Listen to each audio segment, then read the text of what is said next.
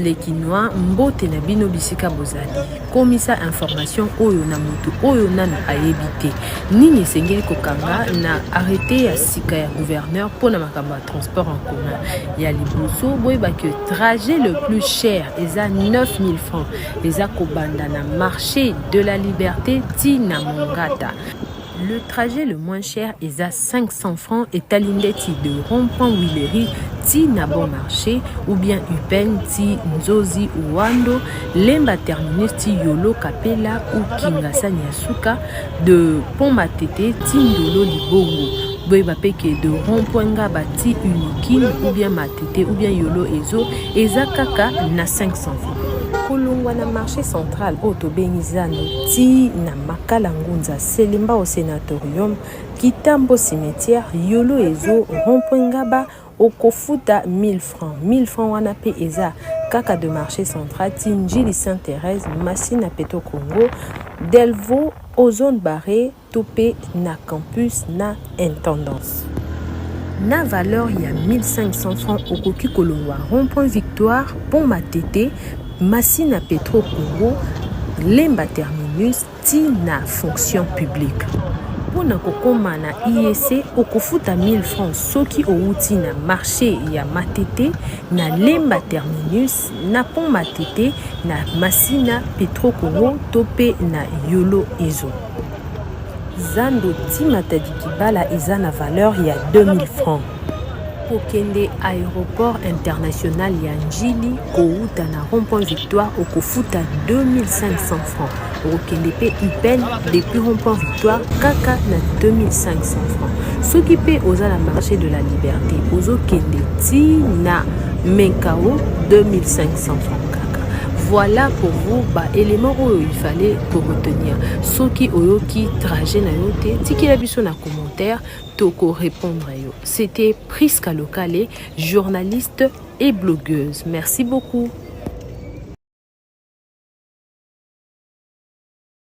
Le manioc contre le cancer. Vous ne pouvez jamais imaginer que le manioc traite tout type de cancer, même la prostate, avec une guérison totale. Le cancer est une maladie répandue dans le monde entier. Les personnes en souffrant meurent chaque jour en raison du manque de traitement fiable et de guérison complète. Le manioc est un bon remède contre tout type de cancer, y compris le cancer de la prostate. Cette tubercule soigne plusieurs maladies. Mais aujourd'hui, je vais vous parler uniquement du cancer. Et je reviendrai une autre fois pour d'autres maladies guéries par le manioc. 1. Vous pouvez manger du manioc chaque jour, mais cela peut devenir fatigant. 2. Découpez le manioc en petits morceaux et mettez-le dans un bol d'eau chaude pour éliminer son acidité, puis placez le bol au réfrigérateur. Après une nuit, commencez à boire cette eau, un verre le matin et un verre le soir. 3. Râpez le manioc ou écrasez-le au moulin, puis versez de l'eau chaude pour éliminer son acidité. Tamisez pour recueillir le jus et buvez-le matin et soir, une prise à chaque fois. 4. Pour une solution à long terme, découpez le manioc en petits morceaux et séchez-les au soleil. Ensuite, écrasez-les pour obtenir une farine tamisée. Mélangez 2 cuillères à soupe de cette farine dans un verre d'eau tiède et buvez-le matin et soir. Buvez ce remède pendant 1 mois avant de vérifier votre PSA à l'hôpital. Répétez cela jusqu'à guérison complète. Partagez ces informations pour sauver des vies. Je voudrais ensemble, moi y compris, nous interpeller sur notre manière d'assumer la tâche du bon pasteur. Le bon pasteur aujourd'hui, ce n'est pas que Jésus. Le bon pasteur aujourd'hui, c'est le parent pour leurs enfants. C'est l'époux pour son épouse, l'épouse pour son époux, le prêtre, le pasteur pour ses ouailles. Oui, frères et sœurs, l'aîné pour ce cadet. Tous nous pouvons jouer ce rôle du bon pasteur. Jésus nous a donné l'exemple, nous devons le suivre. Il m'arrive 2 fois de me rendre dans certaines familles où quand vous entrez, papa est en difficulté de vous présenter tous ses enfants. en ordre établi, en commençant par l'aîné jusqu'au cadet. Et généralement, ce sont toujours les mamans qui le font. Nous avons des papas qui ne connaissent même plus les dates de naissance de leurs enfants et qui de fois s'embrouillent sur leur nom et ils ignorent même leur niveau de classe, même à l'université, parce qu'ils pensent qu'être bon pasteur, c'est donner de l'argent aux enfants, c'est le nourrir, c'est leur donner de voyages en Europe, c'est leur acheter des voitures. Non.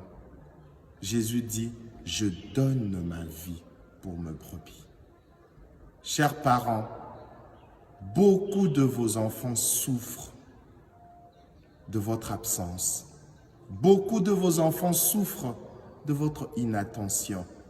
Ils ont besoin de vous, pas de ce que vous avez. Vous n'êtes pas parents parce que vous avez de l'argent. Vous êtes parents parce que Dieu vous a permis de donner la vie. Cessez, s'il vous plaît, de présenter à vos enfants vos avoirs et leur cacher votre être. Vos enfants ont besoin de votre être. Jésus ne nous a pas montré les avoirs. Jésus se donnait à nous. En os, en chair, il a donné son sang comme boisson, sa chair comme nourriture. Et je crois que c'est l'exemple que tout parent doit suivre. Vous avez aujourd'hui des familles d'apparence heureuse où ils ont tout.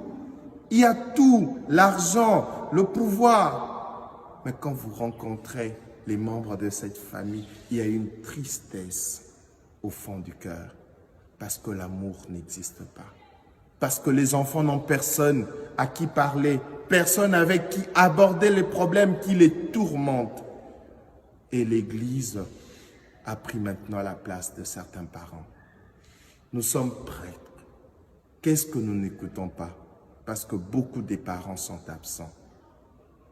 Et je veux parler aussi aux conjoints, époux, épouses. Quand vous êtes époux d'une femme, de votre épouse, ne le soyez pas simplement en accomplissant vos tâches comme mari, en donnant de l'argent.